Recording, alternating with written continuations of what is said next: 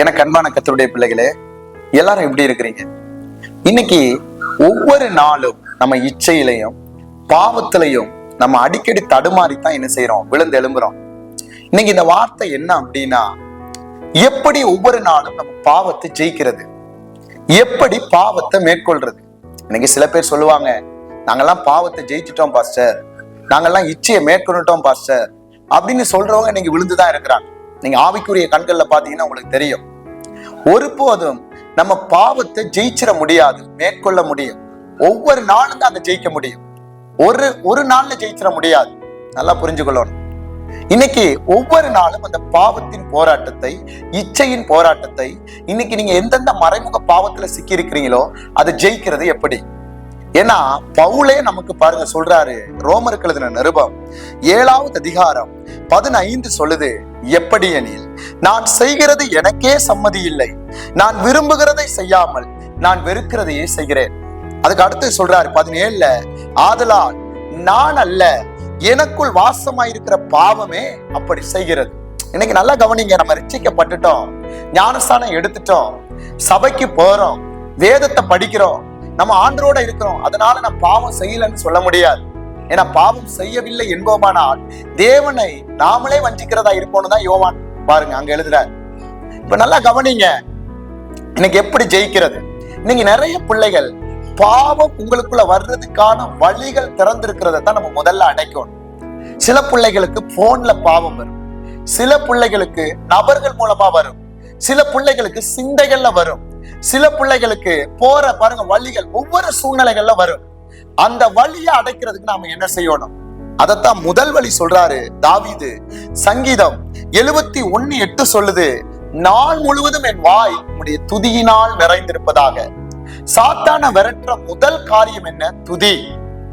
நீங்க வீட்டுல போனாலும் சரி, வெளியில போனாலும் சரி, நடந்தாலும் சரி, படுத்தாலும் சரி, நீங்க ஒருவேளை வேலை செய்துட்டு இருந்தாலும் சரி, கார் ஓட்டிட்டு இருந்தாலும் சரி, நீங்க காலேஜ் போயிட்டு வீட்டுக்கு போனாலும் சரி, எந்த சூழ்நிலையா இருந்தாலும் உங்க வாயில தேவனுடைய துதி சுமந்துட்டு இருந்தால், அது வந்துட்டு இருந்தால், நீங்க அந்த பாவம் உங்களுக்குள்ள வராது. ஏன்னா வாயில துதிக்க துதிக்க சிந்த பரிசுத்தமாகும். வாயினால நீங்க பாருங்க, ஜெபிக்கிறது வேற, துதிக்கிறது வேற. அவரை நீங்க புகழ்ந்து பாடிட்டே இருக்க, அபிஷேகம் உள்ள பாடல்களை நீங்க கேட்டுட்டே இருக்க, பிசாசு உங்களுக்குள்ள வர்ற வழி அடைக்கப்படுது. இது முதல் ஸ்டெப். இரண்டாவது, வெளிப்படுத்தலுக்கு எழுதின விசேஷம் 12வது அதிகாரம் 11வது வசனம் சொல்லுது, மரணம் நேரிடுகிறதா இருந்தாலும் அதற்கு தப்பும்படி தங்கள் ஜீவனை பாராமல் ஆட்டுக்குட்டியின் இரத்தத்தினாலும் தங்கள் சாட்சியின் வசனத்தினாலும் அவனை ஜெயித்தார்கள். அப்ப இரண்டாவது, சாட்சியின் வசனம். அந்த வசனம் இல்லை உள்ள இருந்தா தான் இரத்தம் உள்ள இருக்கும்.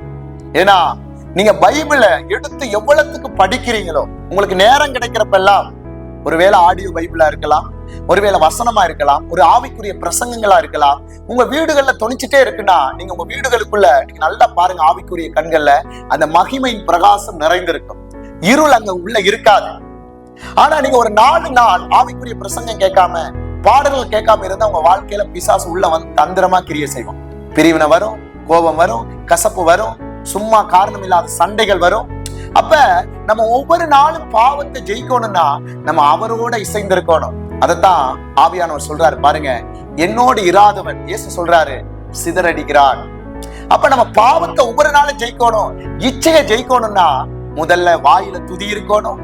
அடுத்தது என்ன இருக்கணும்? நம்மளுக்கு சாட்சியின் வசனம், ஆட்டுக்குட்டியானுடைய ரத்தம்.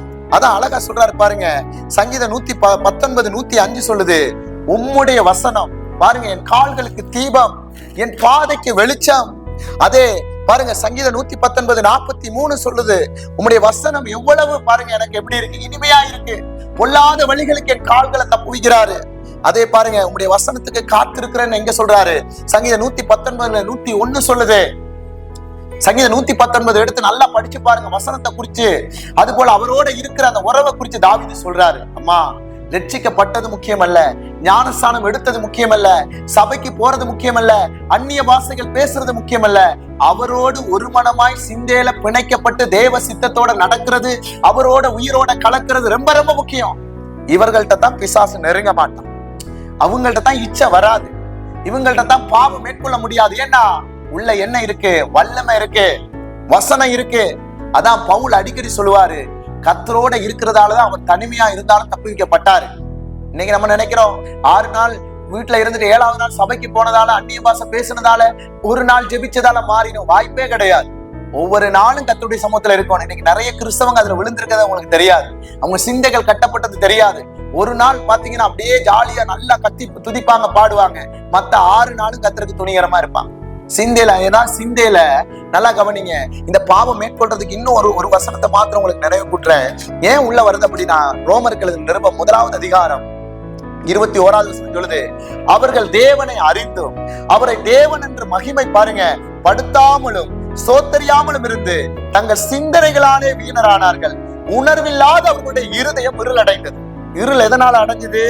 இன்ஸ்டாகிராம், யூடியூப், வாட்ஸ்அப் எல்லா குப்பையும் உள்ள போட்டு துதிக்கிற எண்ணமே என்ன செய்தது? அடைக்கப்பட்டுருச்சு. அதனாலதான் சொல்றேன், உணர்வு வரும் பொழுது, தேவனை துதிக்கணும்ன்ற எண்ணம் வரும் பொழுது நீங்க சீக்கிரமா கர்த்தர் இடத்துல வந்துருங்க. கர்த்தர் இடத்துல உள்ள ஓடிவாங்க. அப்பதான் கர்த்தர் என்ன செய்வாரு? உங்களை கொண்டு பெரிய காரியத்தை செய்வாரு. அதனால முதல்ல இந்த பாவத்தை ஒவ்வொரு நாளும் மேற்கொள்ளணும்னா என்ன இருக்கணும்? துதி இருக்கணும். உங்க வாயில நல்ல ஆவிக்குரிய பாடல்கள் போன்ல கேட்கணும். நீங்க வேலை செய்யும் பொழுது, நடக்கும் போது எல்லா இடத்துலயும் ஜெபிக்கணும், தேவனோட நடக்கணும்.